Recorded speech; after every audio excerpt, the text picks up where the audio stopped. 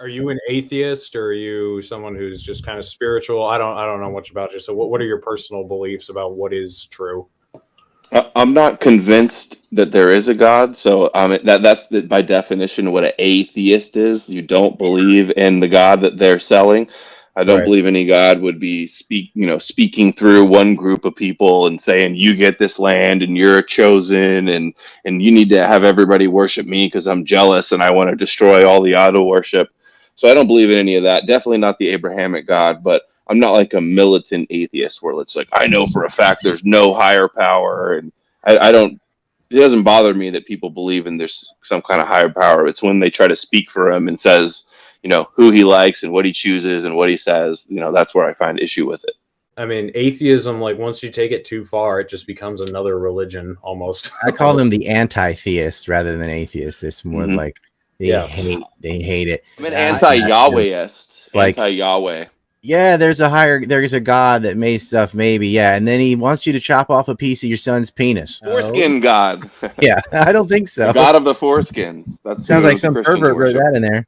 Adam, what do you think about like the atheist industry, like industrial atheist, like Sam Good Harris, question. Bill Maher, Richard Dawkins? Excuse me, like Hitchens, Harris, Marr. Gee, atheist. Yeah, that's a very, very good question. A lot of the atheist community and academia is dominated by people who are very sympathetic to Judaism. They'll focus on criticizing Christianity and Islam all day long, right? And but they're very soft on Judaism. They won't cover actually all the atrocious supremacist genocidal doctrines in Judaism and Kabbalah and Zohar and Talmud and all of that.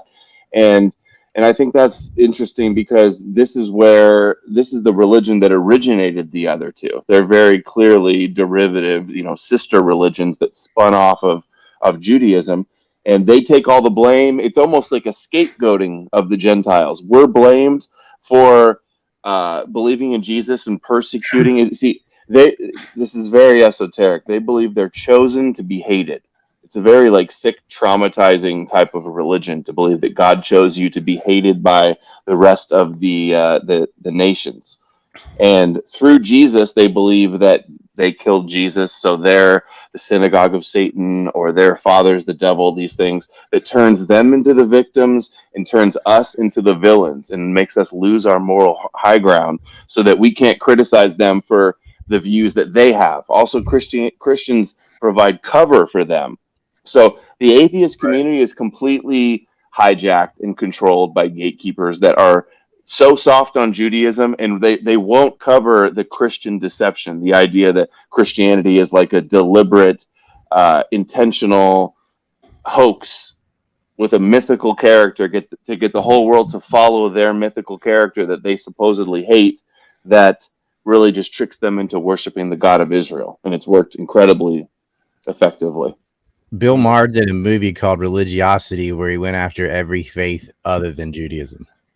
No, that's not true. It was Religulous. Is what it was called. Religulous? Yeah, it's called Religulous.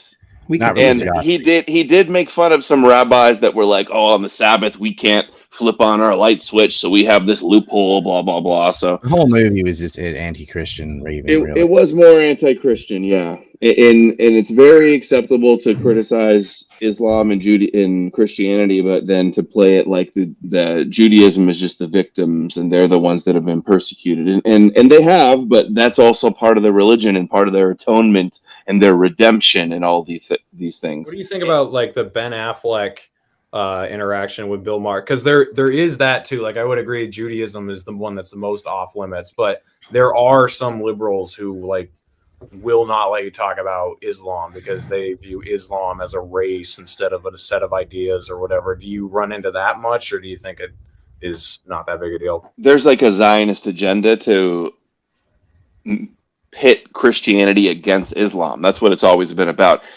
Esau. So to understand the patriarchs in Judaism, you have Abraham, his first son was Ishmael, and then he had another son, Isaac, and Isaac was the chosen one, and Ishmael was like the unchosen one, and that became Islam in the Arabs. And then the next generation down, there's Jacob and Esau. Jacob is Judaism, and Esau is Christianity and the Gentiles. So there's one chosen and one like the evil antithesis.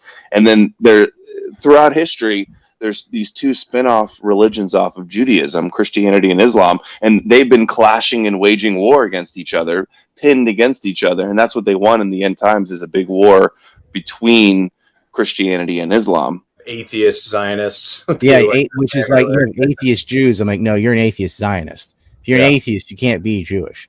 Like you can't. That's not what that word means. Yeah, but yeah, you got a lot of them. All they do really believe in is themselves. They just worship the tribe.